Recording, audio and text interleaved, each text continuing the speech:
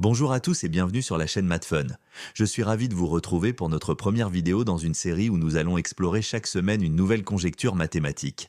Aujourd'hui, nous allons plonger dans un sujet particulièrement intéressant, la conjecture de Booch et Joux. Cette conjecture traite du concept de la plus longue sous-suite commune de deux permutations. Avant de plonger dans la conjecture de Booch et Joux, il est essentiel de définir ce qu'est une permutation. En termes simples, une permutation est un arrangement d'objets dans un ordre spécifique. Dans notre cas, les objets à permuter sont les entiers de 1 à n. Par exemple, si nous avons un ensemble de 3 éléments, les permutations possibles de cet ensemble seraient toutes les façons de réorganiser les nombres 1, 2 et 3. Nous utilisons la notation Sn pour représenter l'ensemble des permutations d'un ensemble de n éléments. Pour illustrer cela, prenons l'exemple de S3 qui représente toutes les permutations possibles des 3 premiers entiers. Les permutations de cet ensemble sont 1, 2, 3, 1, 3, 2, 2, 1, 3, 2, 3, 1, 3, 1, 2 et 3, 2, 1. Chacune de ces permutations est unique et représente un réarrangement différent des éléments. Maintenant que nous avons une bonne compréhension de ce qu'est une permutation, passons à une notion clé qui est la plus longue sous-suite commune, que nous appelons souvent LCS, de l'anglais long geste commun subséquence. La LCS entre deux permutations est définie comme la plus longue sous-suite que ces deux permutations partagent.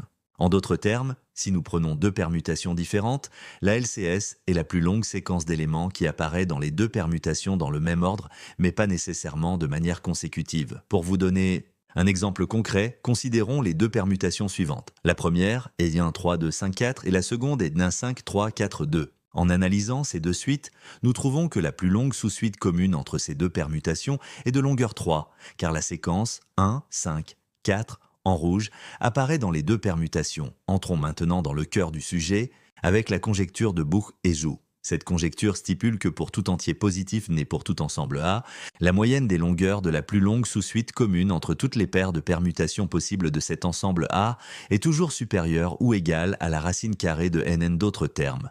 Cela signifie que si nous prenons un ensemble de permutations au hasard, la longueur moyenne de la LCS sera toujours au moins égale à la racine carrée de n. Cela peut sembler un peu abstrait, mais c'est une affirmation très puissante. Pour les petites valeurs de n, il est possible de vérifier cette conjecture à l'aide d'un algorithme relativement simple. Il est également important de noter que cette version de la conjecture est une simplification d'une version originale qui est encore plus complexe. Même cette version simplifiée demeure un problème ouvert dans le domaine des mathématiques, ce qui rend cette conjecture d'autant plus intrigante et passionnante à explorer. Pour illustrer davantage cette conjecture, examinons un exemple détaillé. Considérons l'ensemble A, qui contient 3 permutations, 4, 3, 2, 1, 1, 2, 4, 3 et 1, 4, 3, 2. Dans ce cas, la taille de notre ensemble A est égale à 3. Nous allons maintenant calculer la LCS pour chaque paire de permutations dans cet ensemble. Voici les résultats de nos calculs. Pour la paire 4, 3, 2, 1 et 1, 2, 4, 3, la LCS est de 2 pour la sous-suite 4, 2, 3 pour la paire 4, 3, 2, 1 et 1, 4, 3, 2. La LCS est de 3 pour la sous-suite 4, 3, 2. Pour la paire 1, 2, 4, 3 et 1, 4, 3, 2, la LCS est également de 3 pour la sous-suite 3. En considérant les paires symétriques, on peut compléter le reste des permutations. Après avoir calculé toutes les LCS, nous obtenons une somme totale de 28 pour toutes les longueurs de LCS. Pour obtenir la moyenne, nous divisons cette somme par le carré de la taille de notre ensemble, soit 3 au carré, ce qui donne 9. Ainsi, la moyenne est de 28 divisé par 9, ce qui est environ 3,11. Ici, n est égal à 4. La racine carrée de 4 est 2. Dans notre exemple simplifié, nous avons donc vérifié la conjecture, car 3,11 est bien supérieur à 2. Enfin, examinons un cas particulier où l'ensemble A est égal à Sn, c'est-à-dire l'ensemble de toutes les permutations possibles de n éléments. Dans ce cas, la conjecture de Booch et Joux se simplifie considérablement. Elle affirme que la moyenne des longueurs de LCS entre toutes les permutations de Sn est toujours supérieure ou égale à la racine carrée de nl, cette version simplifiée.